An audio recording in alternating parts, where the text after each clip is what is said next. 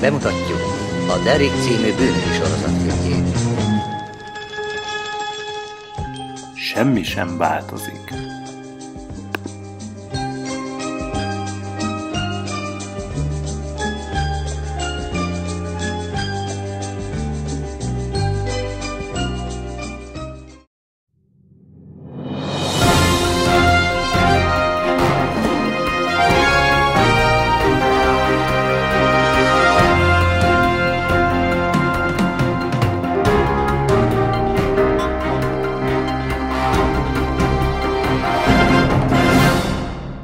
Jó reggelt! Üdvözlöm Önöket az első heti eligazításon. Mint tudják, frissen neveztek ki a gyilkossági osztály vezetőjének.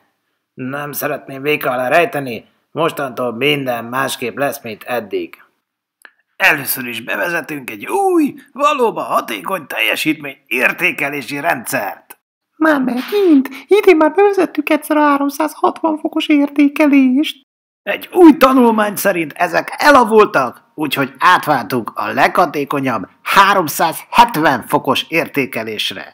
Egyre melegebbek ezek az értékelések.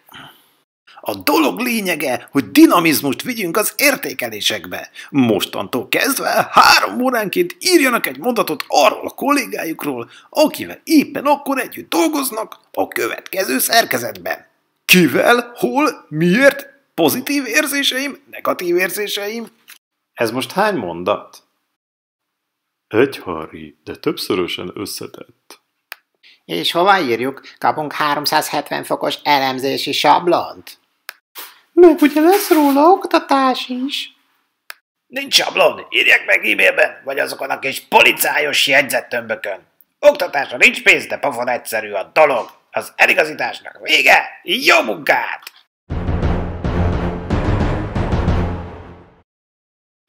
Harry, tudom, mire gondolsz, de muszáj írnunk legalább néhány 370 fokos mondatot a héten. Értem én, hogy van mit javítani a rendőrség működésén, de tényleg ez a legfontosabb. Még mindig jobb, mint a múltkori, amikor önismereti jellemjavító tréningre küldték az egész kábítószeres osztályt, akik közül 3 is függők lettek a képzés után. De hagyjuk ezt most, vár a munka. Hozd a kocsit, Harry! Az első bűnügy helyszíne egy szépségszalon volt. Az ösztöneim azt súgták, kemény nap vár ránk.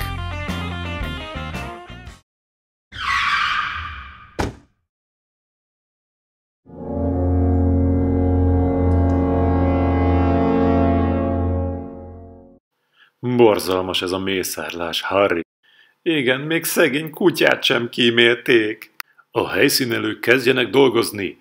Minden apróságról tudni akarok. Stefán, indulnunk kell! Újabb riasztást kaptunk!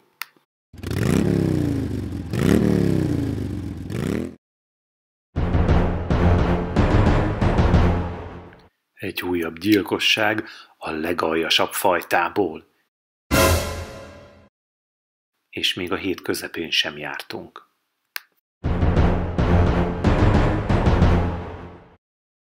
Stefán, 2 nap alatt 2 ilyen durva eset, éjjel-nappal dolgoznunk kell. És még a nyakunkon ezek a 370 fokos értékelések is.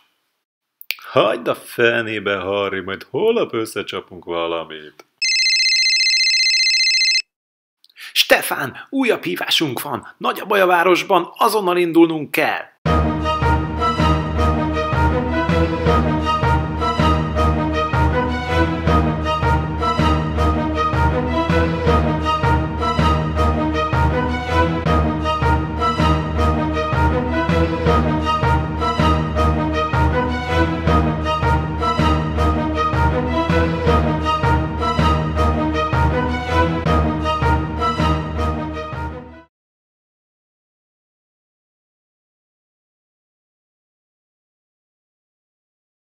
Teljesen kikészültem ezen a héten.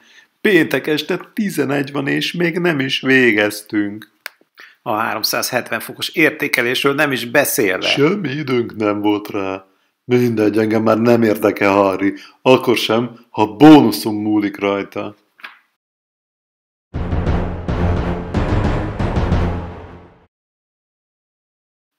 Jó reggelt mindenkinek! Kemény héten vagyunk túl, és a következő sem lesz könnyebb. De van egy jó híre!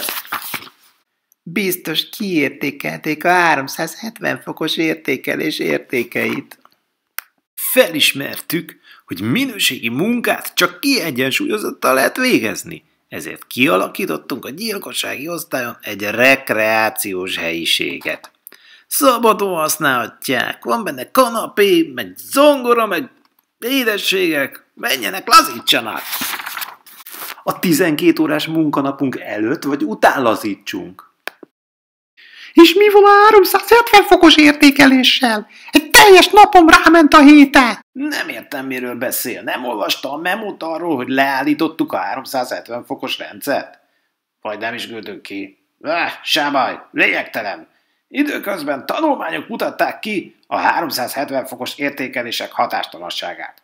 Ehelyett hamarosan bevezetjük a milyen ausztrál állat vagy jellemzési és értékelési rendszert.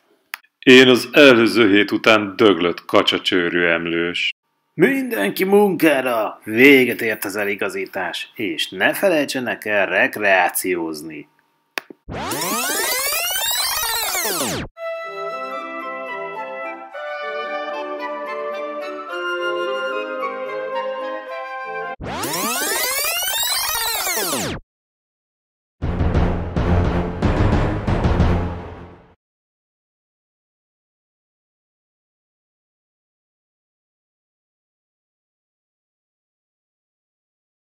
Stefán, menjünk rekreációzni. Egész héten nem voltunk, rohadt urán fér.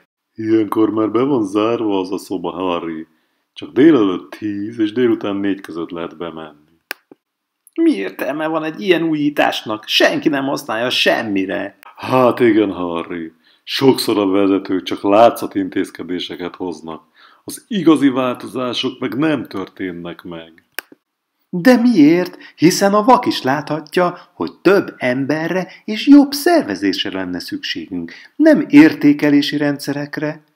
Miért olyan nehéz értemben változtatni a szervezeten, a működésen? Miért nem változik soha semmi igazán?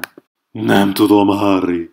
Talán a kriminalisztika határain túl kell keresnünk a válaszainkat. Akkor te is arra gondolsz, amire én?